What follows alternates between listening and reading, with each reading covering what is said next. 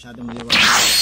So yun guys, sabi ko nga sa inyo is itong OBD na to is basic lang. Mahalaga rin naman ito na magkaroon kayo para yung mga simpleng troubleshoot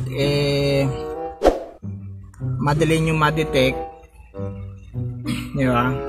Meron akong video nito para makita nyo rin, ilalagay ko sa description ng below para mapanood nyo rin, di ba? So basic, ito is for basic lang naman ha.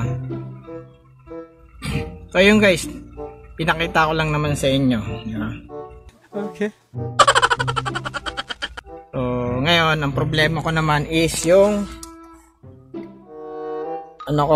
head unit ko. Nawala yung tunog ng ng tawag dito, yung sa rear. Yung sa rear ko ayaw tumunog.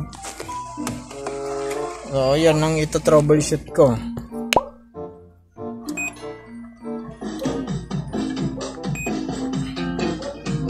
Copyright tayo pala. Copyright tayo. Basta nawalan yung rear ko, makaka-copyright kasi tayo eh. So ang gagawin natin is ilipat ko lang. Nawala kasi yung rear ko eh.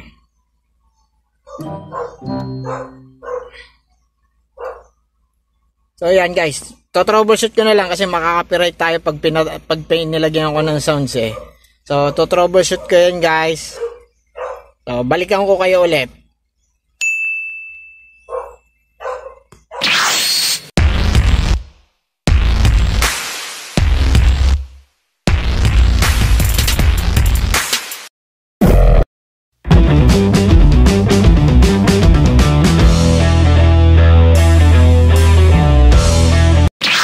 Ito guys, no, kinontinue ko lang yung pag troubleshoot ka ng speaker ko kasi nawala ng sounds kabilaan eh.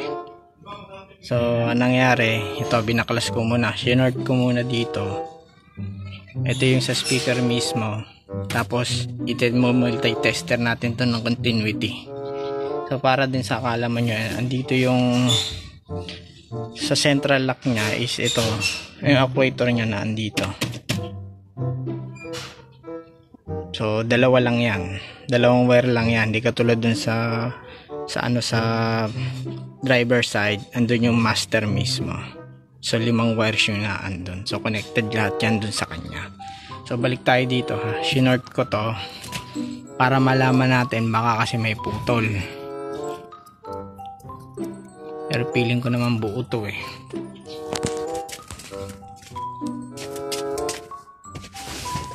So ito gagawin natin, ito yung head unit ko, tapos ito yung sa rear ko. Yan, dalawang yan. So tapatan yan, left or right, nasa dalawa lang yan. So tetrace natin ngayon. So ito yung multi-tester ko para sa continuity. Ayan, yung tumutunog ha, short natin yan. O, pailawin na rin natin para makita nyo. So yun, natunog diba? So short natin dito. So, tumunog siya. So meaning buo yung linya ko mula dun sa rear. Walang problema, diba? So babalik ko lang yun guys ha. Ganun lang yung simpleng pag troubleshoot nun. Pag hindi tumunog tong multi-tester nyo, ibig sabihin may putol sa linya nyo. Since naka-short ako doon, tapos tumunog dito sa mismong socket nya, meaning buo yung linya ko. So anong nangyari is possible itong speaker ang sira ko talaga. So isa pang troubleshooting gagawin natin ha, para malaman natin, kasi may capacitor to eh. Although may resistance naman siya, sinasabi nga dito 4 ohms yung impedance nya. Meron pa, I think siguro itong capacitor. Tingnan natin ha, titingnan din natin kung anong magiging resulta nito, no? So tanggalin ko lang yung pagka-short ko doon para hindi magka-problema ha. What tomorrow? Ayan, tumunog na oh. Diba?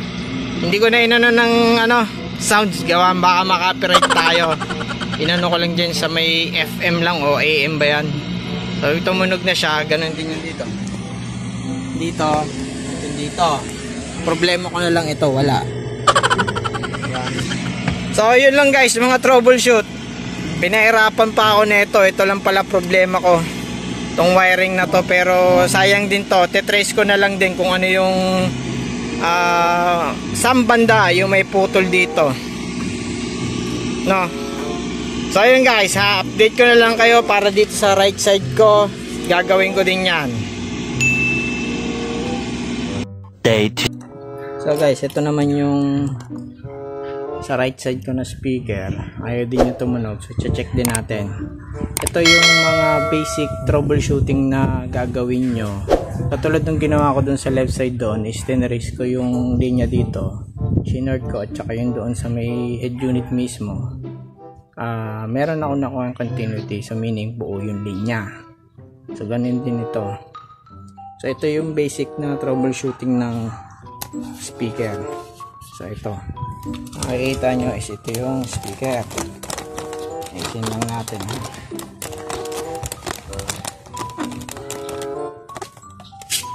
Ayan, di ba? Mas kailangan meron pa rin kayo nito. So basic na basic nyo is kukunin nyo yung resistance muna nito. Doon nyo malalaman kung pag wala ng resistance siya, meaning putok yung coil nyan o putol yung linya ng coil. So ito, makikita nyo dyan.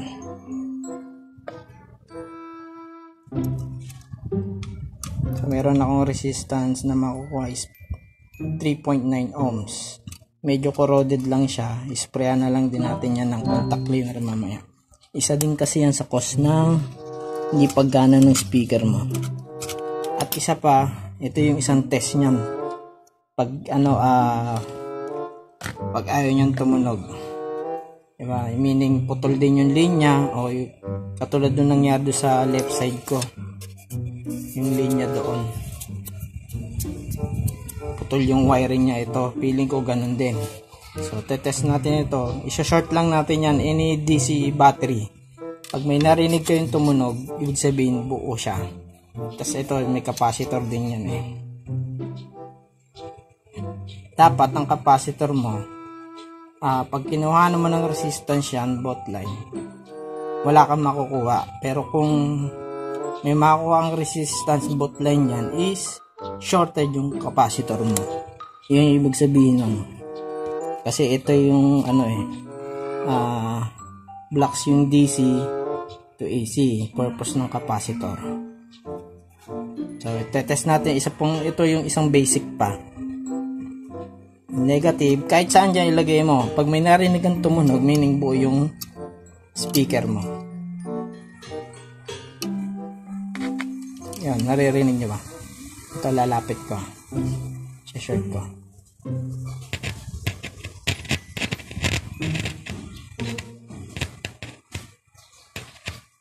Buo siya.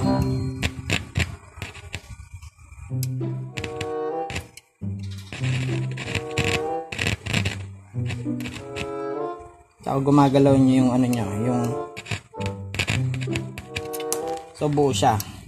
So meaning, ang problema ko dito is ito na naman, itong wire na to, feeling ko lumutong siya. So i-recta ko na siya ulit dito. Kaya ako kasi hindi siya ito kasi yung galing mismo sa speaker ng binili ko, at ito yung sa provision ng Wigo. So tatanggalin ko na to, ha, tapos dediretso ko na dito. We'll be back. So yan guys, kumpirmado nga, defective to kasi yan, tumunog na siya, nagano na siya, di ba? So okay na okay. So nangyari is putol din tong wire na to, wala kwenta. So yun lang guys, at least okay na siya, di ba?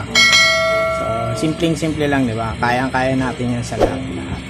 So thanks for watching guys. See you in next DIY troubleshooting.